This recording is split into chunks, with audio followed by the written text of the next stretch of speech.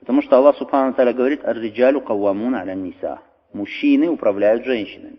Или мужчины стоят над женщинами. К сожалению, сейчас наоборот. Ан-ниса каввамат аля риджаль. Женщины, наоборот, управляют мужчинами. Что говорят женщины, то делает мужчина. И одеваются, как попало, женщина, а мужчина все это поддерживает, еще и способствует этому. И она делает, что хочет, и одевает, что хочет, не обращает внимания на мужа, не обращает внимания на своего вали. Поэтому, как правители мусульманские, так и мужчины, и мужья, они должны следить очень внимательно за этим. За тем, что одевает жена, что она читает, чем она интересуется, кому она уподобляется. То есть это у нас ответственность от Аллаха Субхану ва Тааля. Итак, женщины во времена пророка саллаллаху алейхи ва саллям выходили на рынок или куда-то в другие места в одежде длинной, которая закрывала их стопы.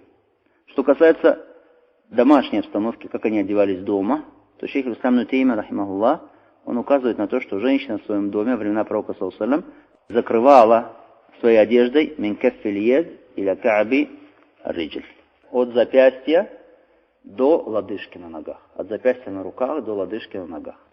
Это закрывалось все. Хорошо? Это закрывалось. Так вели себя сподвижницы. Так они одевались. Не как думают некоторые, что женщина дома может ходить как хочет, лишь бы было закрыто у нее перед другими женщинами между пупком и коленом. То есть может ходить с другими женщинами в шортиках или в чем хочет, лишь бы пупок и колено между ними было прикрыто, остальное можно открывать. И приводит в качестве доказательства хадис пророка саллаллаху алейхи ва саллям: пусть женщина не смотрит на аурат другой женщины. И берут оттуда вывод, что главное закрой перед другой женщиной между пупком и коленом, все, дальше это уже имеешь право открывать и ходить так, как хочешь. Кто это сказал? Так сказал пророк саллаллаху алейхи ва саллям. Так делали сподвижники. На них мы должны смотреть, как делали они. Они так никогда не делали. В этом хадисе пророк саллаллаху алейхи ва саллям не обращается к женщине, которая одета, да, то есть не к самой женщине, что одевайся так, между пупком и коленом закрывай. Нет, здесь обращение к кому? К тому, который смотрит.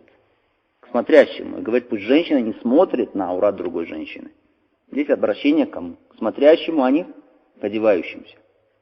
Поэтому, если вдруг какая-то женщина одетая, вдруг где-то, предположим, что справляет нужду и открыла свой аурат, другая женщина не должна смотреть туда. Вот о чем речь идет здесь. Здесь не идет речь о том, что ходи как хочешь, между пупком и коленом, лишь бы было закрыто. Пророк саллаллаху алейхи ва саллям так не сказал. Это шейтан внушает подобное тем, у которых слабый ум, или тем, у которых слабая религия. Итак, женщина закрывает дома тоже.